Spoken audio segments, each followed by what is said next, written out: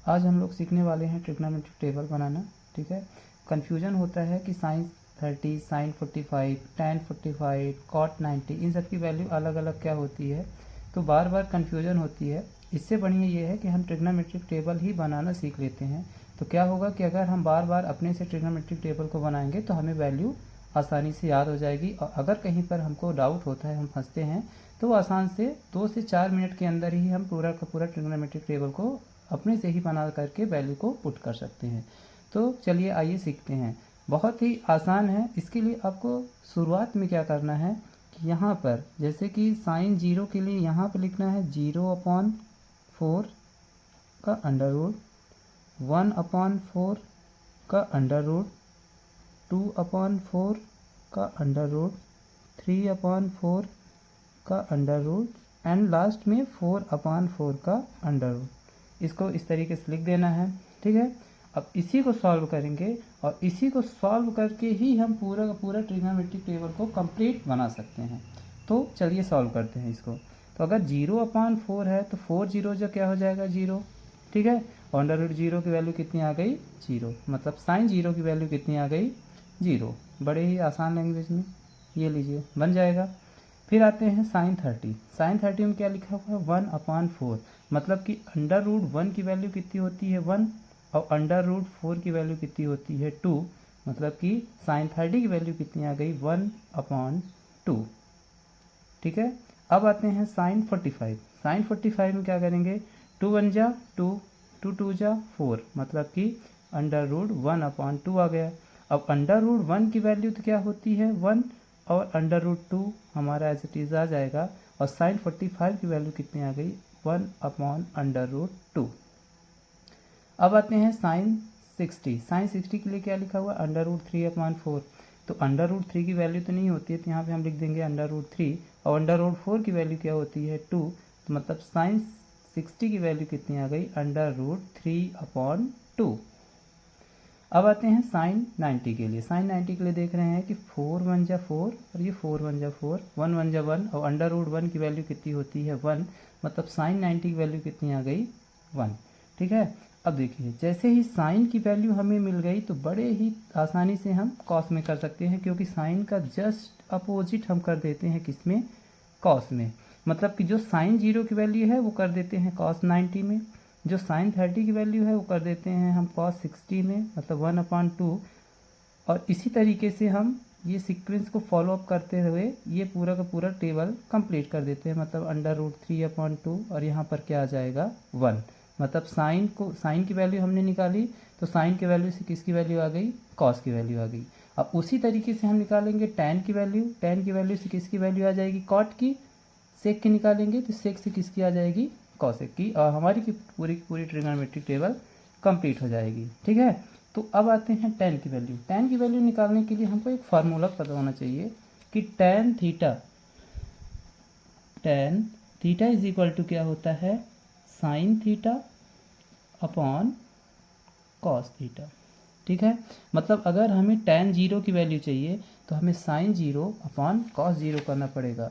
तो चलते हैं हम टैन 0 की वैल्यू निकालते हैं। टैन 0 की वैल्यू के लिए साइन 0 की वैल्यू कितनी होती है, ये देखिए 0 आई हुई है, और कॉस 0 की वैल्यू कितनी होती है 1, मतलब कि 1 0 जा क्या हो जाएगा 0, मतलब टैन 0 की वैल्यू कितनी आ गई 0। ठीक है, फिर आते हैं हम किसमें टैन 30 में। टैन 30 के लिए हमें साइन 30 अपॉन कॉस 30 करना पड़ेगा। साइन 30 कितना होता है 1/2, और कॉस 30 कितना होता है अंडर रूट 3/2।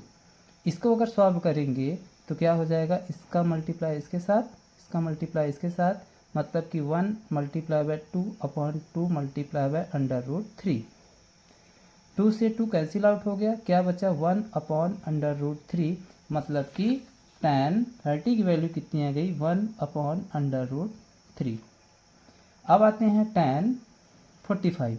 टैन 45 के लिए क्या करना पड़ेगा साइन 45 अपॉन कॉस 45, मतलब 1/√2, 1/√2 अपॉन 1/√2। वही रूल फॉलो होगा, क्या हो जाएगा 1 × √2 अपॉन 1 × √2। ये सभी एक दूसरे से क्या हो जाएंगे कैंसिल आउट हो जाएगी, और लास्ट में वैल्यू क्या बचेगी 1, मतलब कि टैन 45 की वैल्यू कितनी आ गई 1। आई होप कि आपको अच्छे समझ में आ रहा होगा। ठीक है, फिर आते हैं हम tan 60। tan 60 के लिए क्या करना पड़ेगा, sin 60 अपॉन cos 60।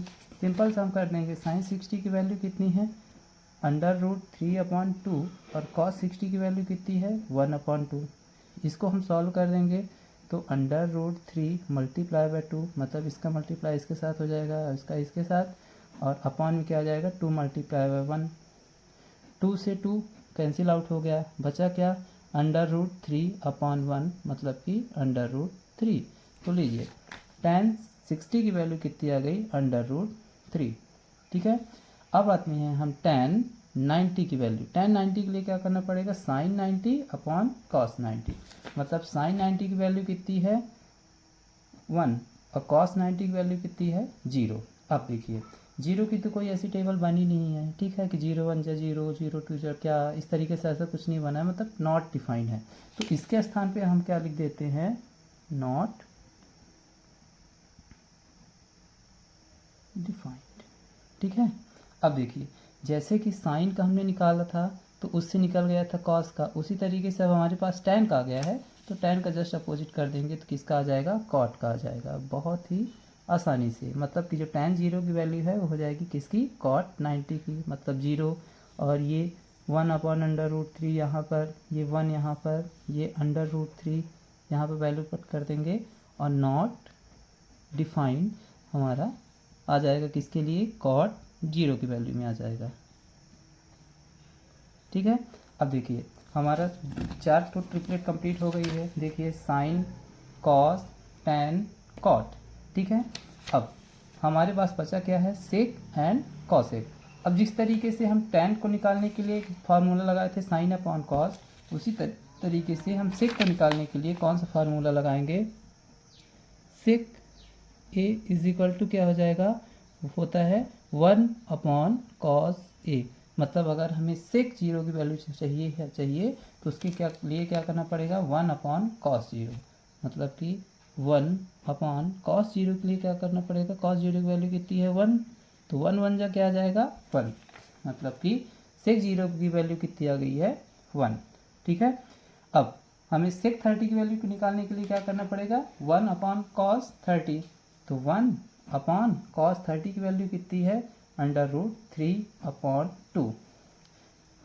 2 का मल्टीप्लाई 1 के साथ, तो 2 1 जा 2, अपॉन में बचा √3, मतलब कि सेक 30 की वैल्यू कितनी आ गई 2/√3।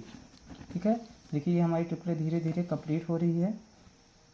अब आते हैं हम सेक 45। सेक 45 के लिए क्या करना पड़ेगा, 1/cos 45, 1/cos 45 की वैल्यू कितनी होती है 1/√2।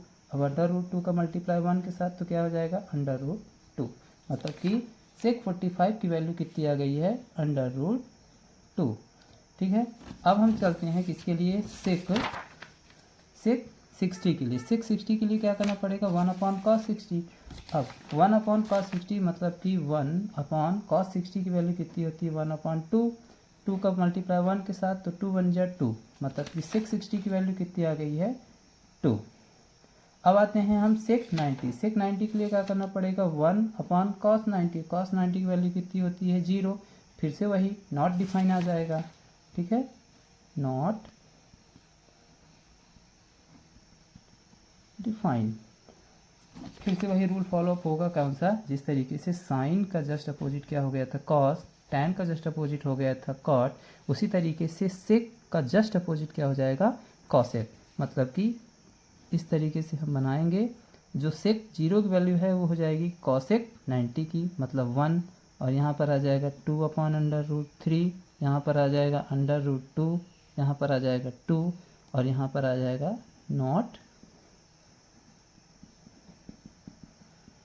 डिफाइन, और ये हमारी ट्रिग्नोमेट्रिक टेबल कंप्लीट होती है। ठीक है, आई होप कि आपको अच्छे तरीके से समझ में आया होगा। अगर आपको कहीं भी समझ में नहीं आया है तो आप कमेंट सेक्शन में हमसे पूछ सकते हैं।